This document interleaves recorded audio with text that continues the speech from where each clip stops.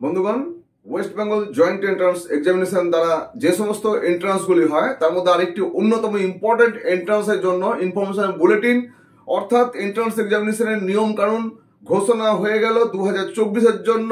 সেটি হচ্ছে তোমাদের এএনএম, রুরাল এবং জিএনএম। এএনএম এবং জিএনএম এর জন্য বুলেটিন অর্থাৎ 2024-এর যে নিয়ম কানুন সেটা ঘোষণা করে দেওয়া হলো। এখন এই বছরের এই বুলেটিনে কি নতুন নিয়ম কানুন এলো সেগুলো তোমাদের সঙ্গে শেয়ার করার চেষ্টা করছি। অন্যান্য বছরে যেরকম থাকে প্রায় সেরকমই আছে, তার সঙ্গে এলিজিবিলিটি ক্রাইটেরিয়াতে আরো কিছু ডিটেলিং রয়েছে, সেগুলো তোমাদের সঙ্গে শেয়ার করব। আমি ফাল্গুনী কুমার মুখোপাধ্যায়, তোমরা দেখছো আমাদের channel edu help Durgapur. Edu help দুর্গাপুরের সঙ্গে সরাসরি তোমরা কিন্তু যোগাযোগ করতে পারবে, অন্য কোনো চ্যানেলের সঙ্গে সরাসরি তোমরা যোগাযোগ করতে পারবে না। সুতরাং আমাদের চ্যানেলের কাছ থেকে তোমরা তোমাদের পুঙ্খানুপুঙ্খ যে কোনো কোশ্চেনের উত্তর পাওয়ার জন্য লিখতে পারবে, হোয়াটসঅ্যাপ করতে পারবে বা ফোন করতে পারবে। এই সুযোগ নেওয়ার জন্য আমাদের চ্যানেলটাকে অবশ্যই সাবস্ক্রাইব করে রাখো এবং বেল আইকনে ক্লিক করে নোটিফিকেশন ফর অল করে রাখো, যাতে করে প্রত্যেকটা ইনফরমেশন তুমি পেয়ে যাও। এছাড়াও আমাদের এডু হেল্প 2024 বলে একটি গ্রুপ আমরা করছি হোয়াটসঅ্যাপে, যেটা অলরেডি অ্যাডমিশন শুরু হয়েছে। সেখানে কিছুই না, তোমার ডিটেলটা দিতে হবে, নাম, বাবার নাম, অ্যাড্রেস, স্কুলের নাম, অ্যাড্রেস মানে পুরো অ্যাড্রেস দিয়ে দেবে এবং তুমি যে এএনএম জিএনএম অংশগ্রহণ করছো বা অন্য কোনো এন্ট্রান্স অংশগ্রহণ করছো সেটা জানিয়ে তুমি আমাদের গ্রুপে জয়েন করার জন্য রিকোয়েস্ট পাঠাতে পারো। যাই হোক, এএনএম এবং জিএনএম, এএনএম জিএনএম এর জন্য প্রথমত আমাদের জেনে রাখতে হবে যে রেজিস্ট্রেশন করতে হবে ফার্স্ট। এই রেজিস্ট্রেশনের সময় খুব ইম্পর্টেন্ট কয়েকটা জিনিস তোমরা মনে রাখবে, যেটা ভুল হয়ে গেলে তোমরা ঠিক করতে পারবে না। রেজিস্ট্রেশনের সময় নিজের নাম, বাবার নাম, মায়ের নাম, gender, domicile, date of birth এগুলো লাগে। এইগুলো যখন তোমরা পুট করে দেওয়ার পরে এগুলো কিন্তু তুমি আর কিছুতেই কারেকশন করতে পারবে না, অর্থাৎ যখন সাবমিট করে দেবে তারপর কারেকশন করতে পারবে না। এই যখন তোমার রেজিস্ট্রেশন হয়ে যাবে তারপরে তুমি মূল ফর্ম ফিল আপে পার্টে আসবে। মূল ফর্ম ফিল আপে পার্টে যদি আসো তখন যদি কিছু ভুল হয় সেটার জন্য কারেকশন পোর্টাল খুলবে একটা নির্দিষ্ট ডেটে, সেই ডেটে গিয়ে তুমি আবার কারেকশন করতে পারবে। বাট এই যে রেজিস্ট্রেশন যেখানে করবে সেই রেজিস্ট্রেশনের সময় যে যে ডেটাগুলো দেবে, কারোর নামের কোনো বানান যেন ভুল না হয়ে যায়। আমাকে এমনও বলেছে যে স্যার আমি ডোমিসাইলটা ভুল করে ফেলেছি, কেউ বলেছে আমাকে জেন্ডারটা ভুল করে ফেলেছি। তো এরকম হয়, অ্যাকচুয়ালি তোমরা সবাই তো নিজে করো না, কেউ মোবাইল থেকে ট্রাই করো, মোবাইল ভার্সনে সবসময় সাকসেসফুলি ঠিকঠাক হয় না। কেউ সাইবার ক্যাফে থেকে করো, সাইবার ক্যাফে থেকে কাকুরা করে দিচ্ছে, তুমি সাইডে দাঁড়িয়ে ঠিক করে দেখো না। সুতরাং তোমাদের কিন্তু সাইবার ক্যাফে থেকে করলেও ভালো করে দেখে নেবে এগুলো। রেজিস্ট্রেশন পার্টে যদি কিছু ভুল হয়ে যায় তুমি কিন্তু কারেকশন করতে পারবে না, বারবার মাথার মধ্যে কিন্তু এটা রেখে দেবে। তোমাদের প্রথমত লাগবে একটা মোবাইল নাম্বার, যে মোবাইল নাম্বারটা ইউনিক মোবাইল নাম্বার তোমার যেন নিজের হাতে থাকে, ওর মধ্যে সমস্ত মেসেজ আসবে, কোনো কিছু যদি আসে সব ওই মোবাইলে পাবে। আরেকটা ভ্যালিড ইমেল আইডি লাগবে। ভ্যালিড ইমেল আইডি মানে তোমাদের আইডিয়া হয়তো আছে, তুমি দেখলে আইডিটা আজ থেকে 2 বছর 3 বছর আগে করছো, একদিনও কাউকে কোনো মেল পাঠাওনি, কোনো মেল রিসিভও করোনি, সুতরাং চালু নেই। এবার তোমাকে দেখে নিতে হবে ওই মেল আইডিটা চালু আছে কিনা, এগুলো কিন্তু খুব ইম্পর্টেন্ট, এগুলো অন্য কোনো চ্যানেলে বলবে না। সুতরাং এই জিনিসগুলো খুব ইম্পর্টেন্ট। এবারে তোমাদের এই যে অ্যাপ্লিকেশন করতে যাবে, যখন অ্যাপ্লিকেশন করতে গেলে দুটো ডকুমেন্ট আমাদের আপলোড করতে হয়। এই দুটো ডকুমেন্টের মধ্যে তোমাদের লাগবে একটা পাসপোর্ট সাইজ ছবি। তো পাসপোর্ট সাইজ ছবিটাকে করতে হবে 10 থেকে 200 কেবির মধ্যে জেপিজি বা জেপেগ ফরম্যাটে আপলোড করতে হবে। আরেকটা সিগনেচার, একটা সাদা কাগজে তোমরা সিগনেচার করবে, প্রথমে ব্ল্যাক ইঙ্ক দিয়ে সিগনেচার করবে, ব্ল্যাক বল পয়েন্ট পেন দিয়ে সিগনেচার করার পরে সেটা স্ক্যান করে সাইজ করবে 4 to 30 কেবির মধ্যে জেপিজি বা জেপেগ ফরম্যাটে। এবারে এই দুটোকে আপলোড করতে হবে। সুতরাং এই জিনিসগুলো তোমরা আগে রেডি করে রাখবে। এছাড়াও তোমাদের আমি একটা জিনিস তোমরা নিশ্চয়ই জানো সবাই, যে এএনএম হচ্ছে অ্যাকচুয়ালি গ্রামাঞ্চলে যে সমস্ত মহিলারা বাস করে, ফিমেল ক্যান্ডিডেট, তারাই কেবলমাত্র অ্যাপ্লাই করতে পারবে। এই জিএনএম কিন্তু হচ্ছে গ্রাম এবং শহর, অর্থাৎ পঞ্চায়েত এরিয়া এবং শহর এরিয়াতে যারা আছে বোথ মেল অ্যান্ড ফিমেল ক্যান্ডিডেটরা অ্যাপ্লাই করতে পারবে। মেলদের জন্য দুটো হচ্ছে গভর্নমেন্ট ইনস্টিটিউট আছে, বাকি অনেকগুলি প্রাইভেট ইনস্টিটিউট রয়েছে, আর বাকিটা ফিমেলদের জন্য থাকবে। সিট ম্যাট্রিক্স কি থাকবে তার ডিটেল নিয়ে আসবো, পরবর্তীকালে জানতে পারবে তোমরা। আমাদেরকে আজকে জানতে হবে যে এই যে এএনএম জিএনএম অ্যাপ্লাই করতে গেলে তার বেসিক ক্রাইটেরিয়া কি। এলিজিবিলিটি ক্রাইটেরিয়ার মধ্যে বলেছে যে প্রথমেই the applicant must be citizen of India, must be domicile of West Bengal, অর্থাৎ ইন্ডিয়ান সিটিজেন এবং হচ্ছে ওয়েস্ট বেঙ্গল ডোমিসাইল হতেই হবে। The applicant must have pass or must be appearing in 2024 in class 12 examination 10+2 system only, অর্থাৎ যারা উচ্চ মাধ্যমিক পরীক্ষা বা 10+2 এবছরে বসতে যাচ্ছ 24 সালে বা আগে যারা পাস করে আছো তারা হচ্ছে এলিজেবল। নেক্সট বলা হয়েছে এখানে the applicants age must be at least 17, 17 বছর হতেই হবে অ্যাজ অন 31শে জুলাই 2024। যদি একদিনও কারোর হচ্ছে কম হয় তাহলে কিন্তু হবে না। The applicant should have born on or before 31/7 অর্থাৎ 31শে জুলাই 2007, 31শে জুলাই 2007 অথবা তার আগের জন্ম তারিখ হতে হবে। তারপরের যদি কেউ জন্ম তারিখ হয়ে থাকে তারা কিন্তু এলিজিবল নয়। এবারে এখানে বলা হয়েছে যে জেন্ডার অনুযায়ী বলা হয়েছে এখানে যে এএনএম অনলি হচ্ছে ফিমেলরা অ্যাপ্লাই করতে পারবে, জিএনএম হচ্ছে ফিমেল এবং মেল বোথ অ্যাপ্লাই করতে পারবে। ম্যাক্সিমাম এজ ক্রাইটেরিয়াতে যেটা বলা হচ্ছে no upper age limit, no upper age limit, কোনো আপার এজ লিমিট এএনএম এবং জিএনএম এর ক্ষেত্রে নেই। রেসিডেন্সের ক্ষেত্রে বলে দিলাম যে অ্যাজ অন 31/12/2023 অনুযায়ী 10 বছরের হচ্ছে পাকাপাকি ওয়েস্ট বেঙ্গলের বাসিন্দা হতে হবে। 10 বছরের টানা আমাদের ওয়েস্ট বেঙ্গল ডোমিসাইল হতে হবে, অর্থাৎ ওয়েস্ট বেঙ্গলের বাসিন্দারাই কেবলমাত্র অ্যাপ্লাই করতে পারবে। তাহলে এএনএম জিএনএম এর জন্য 10 বছরের পাকাপাকি বাসিন্দা যারা ওয়েস্ট বেঙ্গলের তারাই অ্যাপ্লাই করতে হবে, অন্য কোনো স্টেটের ক্যান্ডিডেট অ্যাপ্লাই করতে পারবেন না। এই ক্ষেত্রে অনেক সময় 10+2 পড়াশোনা করার জন্য অনেকে আমাদের ওয়েস্ট বেঙ্গলের বাইরে গিয়ে অন্য জায়গায় পড়াশোনা করে। তো তাদের বাবা মা যদি এখানকার পার্মানেন্ট রেসিডেন্ট হয় অর্থাৎ পাকাপাকি বাসিন্দা হয় এবং তাদের voter card, pan card, ration card যদি থেকে থাকে, তাহলে তাদের ওই ক্যান্ডিডেট অর্থাৎ যে 10+2 বাইরে পড়াশোনা করতে গেছিল সেও কিন্তু এলিজেবল। এর জন্য তোমাদেরকে ডোমিসাইল সার্টিফিকেট প্রডিউস করতে হবে। যারা ওয়েস্ট বেঙ্গলে 10 বছর আছো অর্থাৎ বাইরে পড়াশোনা করতে যাওনি, তাদের জন্য A2 এবং A1 এই দুটো ফরম্যাট লাগবে। প্রত্যেকের জন্য সব ফরম্যাটগুলো লাগবে না।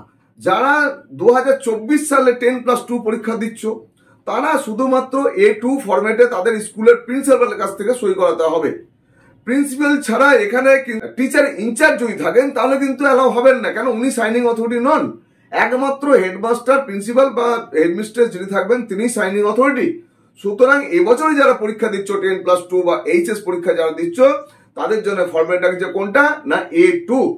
আগের বছরে অর্থাৎ 23 সালে যে পাস করে গেছো তাদের জন্য লাগবে A1, কিন্তু যদি স্কুল তোমাকে A2 দিয়ে দেয় তাদেরও হবে।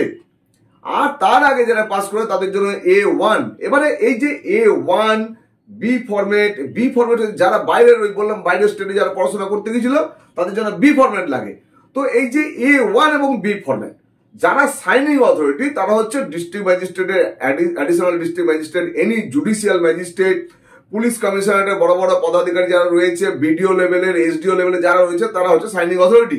বাট এই A1 এবং বি ফরম্যাটে তারা সাইন করতে চান না। সেই জন্য তোমাদেরকে এখন অনেক সময় রয়েছে, তোমরা ওয়েস্ট বেঙ্গল গভর্নমেন্টের ডিস্ট্রিক্ট পোর্টালে গিয়ে অ্যাপ্লাই করলে সেখান থেকে তোমরা এই সার্টিফিকেট সংগ্রহ করবে এবং সেখানে A1 বা বি ফরম্যাট তোমরা পাবে না। তোমাদেরকে গভর্নমেন্টের যে ফরম্যাটে দেবে সেই ফরম্যাটটাও কিন্তু অ্যাকসেপ্টেড হবে। ল্যাঙ্গুয়েজ বলেছে must be able to read, right and express in Bengali and or Nepali, অর্থাৎ বাংলা অথবা বা একই সঙ্গে নেপালি যদি কেউ বলতে, লিখতে এবং মানে পড়তে পারে তারা হচ্ছে এখানে কিন্তু এলিজেবল হবে। মিনিমাম এডুকেশনাল কোয়ালিফিকেশন বলা হয়েছে 10+2 এক্সামিনেশন পাস হয়ে থাকতে বা হতে হবে। ইন এগ্রিগেট 40% নাম্বার থাকবে।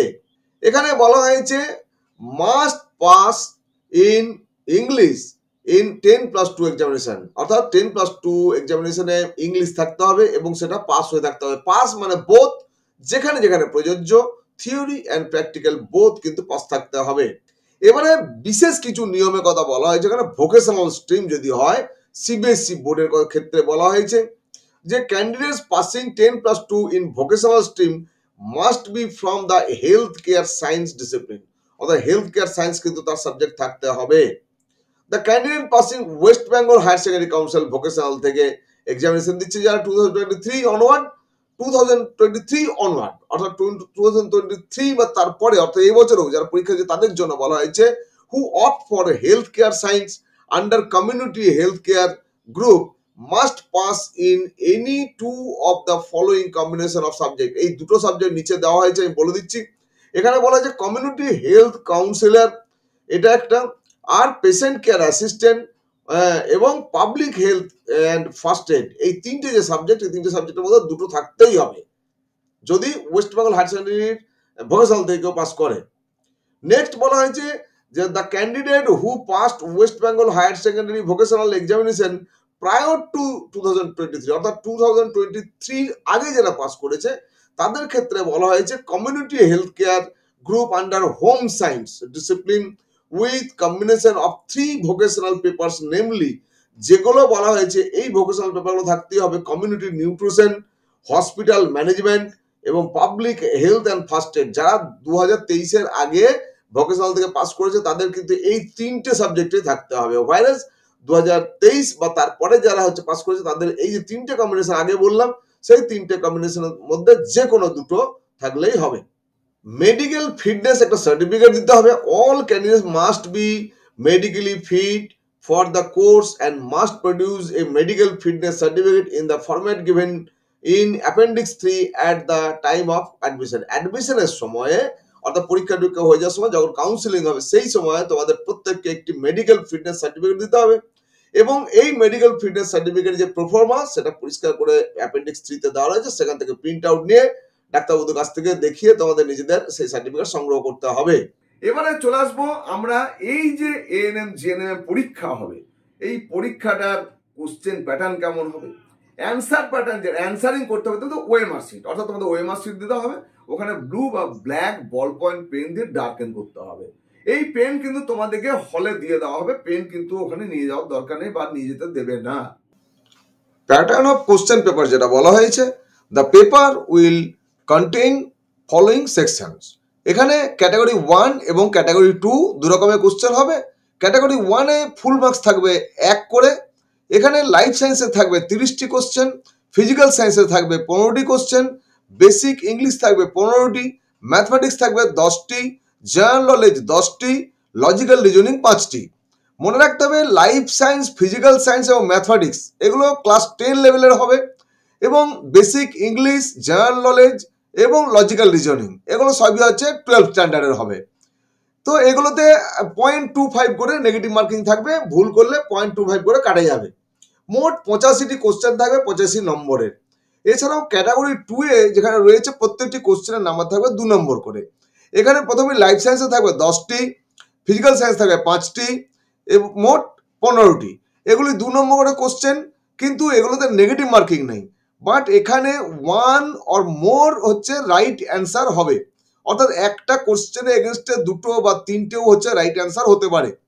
এইখানে আপনি তোমরা যদি 2টো রাইট অ্যান্সার ধরো, 2টোই রাইট করলে তাহলে ফুল মার্কস পাচ্ছ, বা 3টে রাইট অ্যান্সার 3টেই যদি রাইট করো ফুল মার্কস পাচ্ছ। কিন্তু 3টে রাইটের মধ্যে যদি 2টো রাইট করলে আর একটা মনে করে ভুল করলে সেই ক্ষেত্রে কিন্তু 0 হয়ে যাবে। অর্থাৎ এখানে যতটুকু শিওর ততটাই করবে, অর্থাৎ 3টে যদি কারেক্ট অ্যান্সার হয়, তুমি যদি একটাও কারেক্ট অ্যান্সারে টিক দাও, যদি কোনো ইনকারেক্ট অ্যান্সারে টিক না দাও, তাহলে কিন্তু প্রপোর্শনেট নাম্বার পেয়ে যাবে এই সেকশন বা ক্যাটাগরি 2-এ। মোট হচ্ছে কোশ্চেন যেটা রয়েছে, লাইফ সায়েন্সে 40টি কোশ্চেন থাকছে, ফিজিক্যাল সায়েন্সে 20টি, বেসিক সায়েন্স ইংলিশে থাকছে 15টি, এখানে ম্যাথমেটিক্সে থাকবে 10টি, জেনারেল নলেজ 10টি এবং লজিক্যাল রিজনিং 5টি। মোট 100টি কোশ্চেন থাকবে। আর টোটাল মার্কস হবে লাইফ সায়েন্সে 50 এবং ফিজিক্যাল সায়েন্সে 25, বেসিক ইংলিশে 15, ম্যাথমেটিক্সে 10, জেনারেল নলেজে 10, লজিক্যাল রিজনিং 5। মোট 115 নম্বরে তোমাদেরকে অ্যান্সার করতে হবে। আমাদের আজকের এই যে এই ভিডিও যারা প্রথম দেখছো তারা অবশ্যই কিন্তু সাবস্ক্রাইব করে রাখো, বেল আইকনে ক্লিক করে নোটিফিকেশন ফর অল করে রাখো।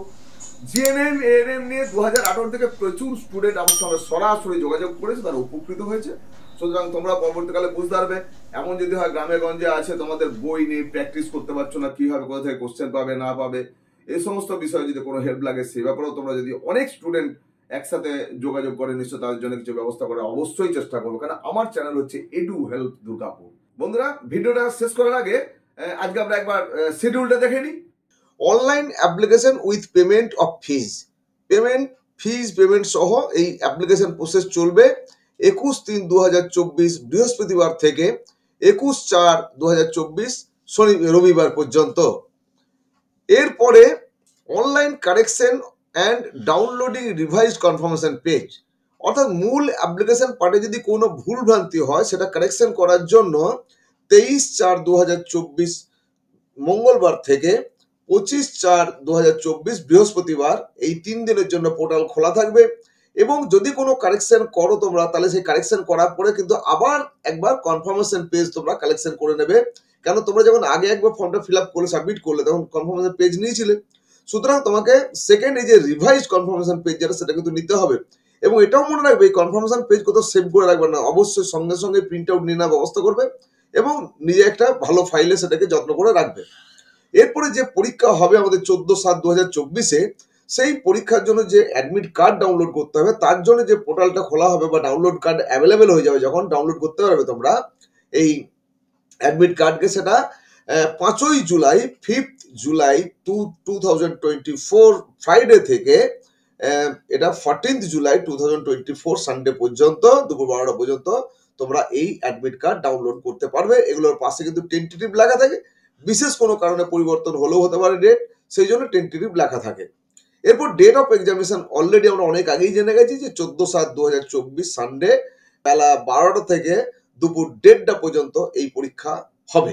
তো বন্ধুরা, তোমরা যারা এএনএম এর জিএনএম এ অ্যাপ্লাই করবে, আশা করছি আজকের আমাদের এই ভিডিওর প্রেজেন্টেশন তোমাদের ভালো লাগবে।